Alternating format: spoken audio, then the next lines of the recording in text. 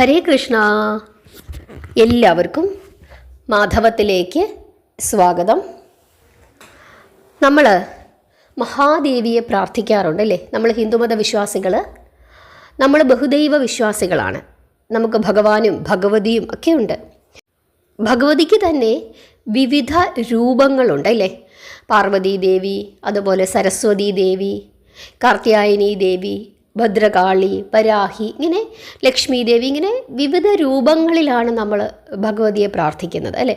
ഭഗവതിക്ക് തന്നെ ധാരാളം നാമങ്ങളുമുണ്ട്. സഹസ്രനാമങ്ങളാണ്, 1000 നാമങ്ങളുണ്ട് അല്ലേ? 1000 നാമങ്ങൾ കൊണ്ട് ഭഗവതിയെ നമ്മൾ പ്രാർത്ഥിക്കാറുണ്ട്. സാധാരണ പറയുന്നത് ലൗകിക ജീവികൾ, അതായത് നമ്മൾ അച്ഛൻ, അമ്മ, അതുപോലെ ഭാര്യ, ഭർത്താവ്, മക്കളൊക്കെ ആയിട്ട് ജീവിക്കുന്ന ലൗകിക ജീവികൾ, ലൗകിക ജീവിതം നയിക്കുന്ന ആളുകൾ, അവരുടെ ലൗകികപരമായ ആവശ്യങ്ങൾക്ക് വേണ്ടി അംബികയെ നിത്യവും ആരാധിക്കണം എന്നാണ് ആചാര്യന്മാർ പറയുന്നത്. ലൗകിക ജീവിതം നയിക്കുന്ന ജനങ്ങൾക്ക്, അവരെ സംബന്ധിച്ചിടത്തോളം അവർക്ക് അവരുടെ ജീവിതത്തിൽ ധാരാളം ആവശ്യങ്ങളുണ്ട്. അതായത് അവർക്ക് ജീവിക്കാനുള്ള പണം വേണം, നല്ല ജോലി വേണം, മക്കൾക്ക് നല്ല വിദ്യാഭ്യാസം കൊടുക്കണം, അവർക്ക് നല്ല ജീവിതം ഉണ്ടാകണം, അച്ഛനും അമ്മയും നന്നായിരിക്കണം, ഇങ്ങനെ നമുക്ക് വീട് വേണം, അങ്ങനെ ധാരാളം ആവശ്യങ്ങളുണ്ട്. അതുപോലെ തന്നെയാണ് സമൂഹത്തിൽ അന്തസ്സായി ജീവിക്കുവാനുള്ള ഒരു അവകാശവും. ഇതെല്ലാം നമുക്ക് വേണം അല്ലേ? പലപ്പോഴും നമ്മുടെ അന്തസ്സിന് ദോഷം വരുത്തുന്നത് ആരാണ്? നമ്മുടെ ശത്രുക്കളാണ്. ഈ ശത്രുക്കൾ ചിലപ്പോൾ നമ്മൾ തന്നെയാകാം, നമ്മുടെ നാവ് ആയിരിക്കാം, അതല്ലെങ്കിൽ നമ്മുടെ ബന്ധുക്കളാകാം, നമ്മുടെ സുഹൃത്തുക്കളാവാം, ആരുമാവാം. അപ്പം ശത്രു ഉണ്ട് എല്ലാവർക്കും. അത് ചിലപ്പോൾ നമ്മൾ തന്നെയാകാം. അതുകൊണ്ടാണ് പലപ്പോഴും നമ്മുടെ ഒരു വാക്കുകൊണ്ടോ നോട്ടം കൊണ്ടോ അല്ലെങ്കിൽ മറ്റുള്ളവരുടെ പ്രവൃത്തി കൊണ്ടോ ഒക്കെ തന്നെ നമുക്ക് ഒരുപാട് ദോഷങ്ങൾ അനുഭവിക്കേണ്ടി വരുന്നത്. അപ്പം ഇങ്ങനെയുള്ള ശത്രുദോഷം മാറ്റുന്നതിനായിട്ട് ഭഗവതിയുടെ 12 നാമങ്ങൾ ജപിച്ച് പ്രാർത്ഥിക്കണം എന്നാണ് ആചാര്യന്മാർ പറയുന്നത്. ഈ നാമം, അതായത് ഈ ഭഗവതിയുടെ 12 നാമങ്ങൾ, ഈ നാമങ്ങൾ സ്ഥിരമായി ജപിച്ചാൽ ആ മനുഷ്യന്, ആരാണോ ജപിക്കുന്നത് ആ മനുഷ്യന് ശത്രുബാധ ഇല്ലാതാകും എന്നാണ് വിശ്വസിക്കുന്നത്. ഭഗവതിയുടെ 12 നാമങ്ങൾ ഞാൻ നിങ്ങൾക്ക് പറഞ്ഞു തരാം. ഓം പഞ്ചമീ നമഃ, ഓം ദണ്ഡനാഥാ നമഃ, ഓം സങ്കേതാ നമഃ, ഓം സമയേശ്വരീ നമഃ, ഓം സമയസങ്കേതാ നമഃ, ഓം വരാഹി നമഃ, ഓം ബോധൃണീ നമഃ, ഓം ശിവായൈ നമഃ, ഓം വാർത്താലീ നമഃ, ഓം മഹാസേനായൈ നമഃ, ഓം ചക്രേശ്വരീ നമഃ, ഓം അമഗ്നീ നമഃ. ഇങ്ങനെ ജപിക്കണം.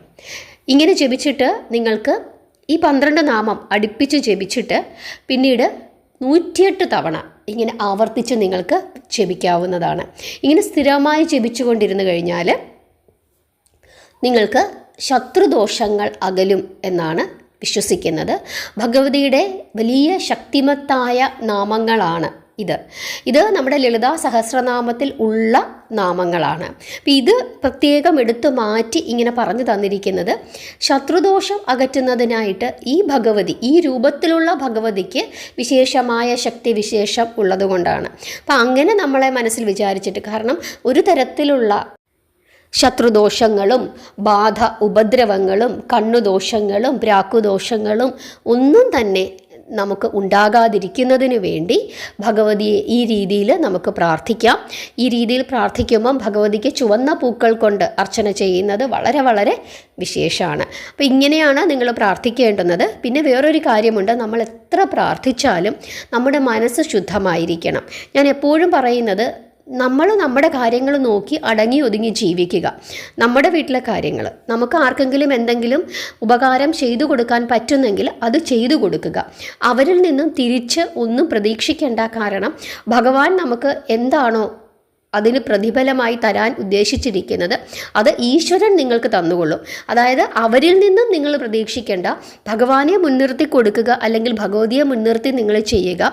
ഭഗവതി നിങ്ങൾക്ക് വേണ്ട കാര്യങ്ങൾ തിരിച്ച് ചെയ്തു തന്നുകൊള്ളും. അത്ര ശുദ്ധമായ മനസ്സോടുകൂടി വേണം നമ്മൾ ആർക്കായാലും എന്തെങ്കിലും ഉപകാരം ചെയ്തു കൊടുക്കുന്നതിനായിട്ട്. അല്ലാതെ നാളെ ഇത് എനിക്ക് തിരിച്ചു കിട്ടണം എന്ന പ്രതീക്ഷയിൽ ഒരു കാരണവശാലും ചെയ്യരുത്. ഇനി മറ്റുള്ളവരുടെ കുറ്റം പറഞ്ഞുകൊണ്ട് വരുന്ന ആളുകളിൽ നിന്നും ഒഴിഞ്ഞു മാറി നിൽക്കുക. നമ്മളായിട്ട് ആരുടെയും കുറ്റങ്ങൾ പറയാനോ മറ്റുള്ളവരുടെ കുടുംബജീവിതത്തിൽ പ്രശ്നങ്ങൾ ഉണ്ടാക്കാനോ ഒന്നും തന്നെ പോകരുത്. നമ്മളായി നമ്മുടെ പാടായി മാറിയിരിക്കുക. നമ്മുടെ കാര്യം നോക്കി ജീവിക്കുക.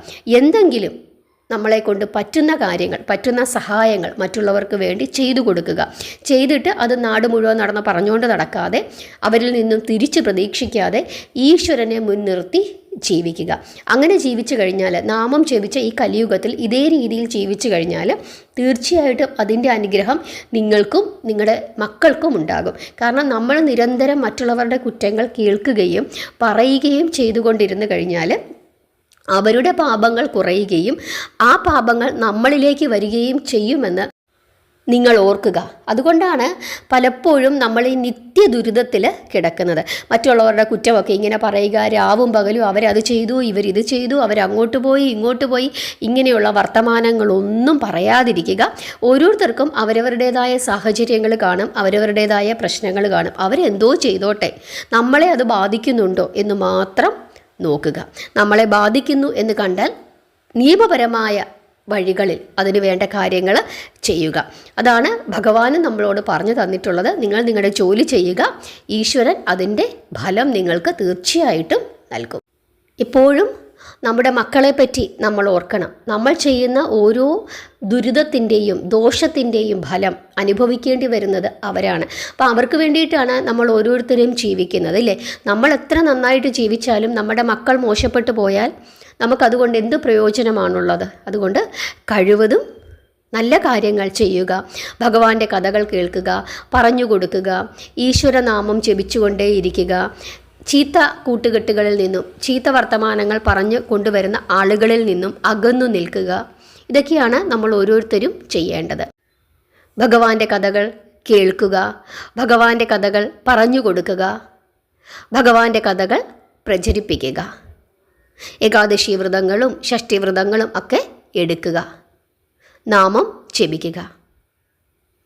കലിയുഗത്തിൽ നാമജപത്തിനാണ് ഏറ്റവും പ്രാധാന്യം. മറ്റ് യുഗങ്ങളിൽ യാഗങ്ങൾക്കും ഹോമങ്ങൾക്കും വലിയ പ്രാധാന്യമുണ്ട്. പക്ഷേ കലിയുഗത്തിൽ അഖണ്ഡനാമജപം അതിന് വലിയ പ്രാധാന്യമാണ്. അത് ഭാഗവതത്തിൽ ഭഗവാൻ തന്നെ പറഞ്ഞിട്ടുണ്ട്. നമ്മൾ ഭാഗവതം കഥ പറഞ്ഞു വരുന്നുണ്ടല്ലേ. അപ്പോൾ അതിൻ്റെ അവസാന ഭാഗങ്ങളിൽ സ്വർഗാരോഹണം ആ സമയമാകുമ്പോഴേക്കും ഭഗവാൻ തന്നെ കലിയുഗത്തിൽ നിങ്ങൾ എന്തൊക്കെ ചെയ്യണമെന്ന് പറഞ്ഞു തരുന്നുണ്ട്. ആ സമയത്ത് ഒരുപാട് കാര്യങ്ങൾ നമുക്ക് ഭഗവാൻ പറഞ്ഞു തരുന്നുണ്ട്. നിങ്ങൾ ഭാഗവതം കഥകളൊക്കെ സ്ഥിരമായി കേൾക്കണം, മാധവത്തിൻ്റെ കൂടെ ഉണ്ടാകണം, എന്നും നിങ്ങളുടെ അഭിപ്രായങ്ങൾ പറയണം, നാമം ജപിക്കണം. എല്ലാവരെയും ഭഗവാൻ അനുഗ്രഹിക്കട്ടെ. അമ്മ മഹാമായയുടെ അനുഗ്രഹം എല്ലാവർക്കും ഉണ്ടാകട്ടെ. ഹരേ കൃഷ്ണ.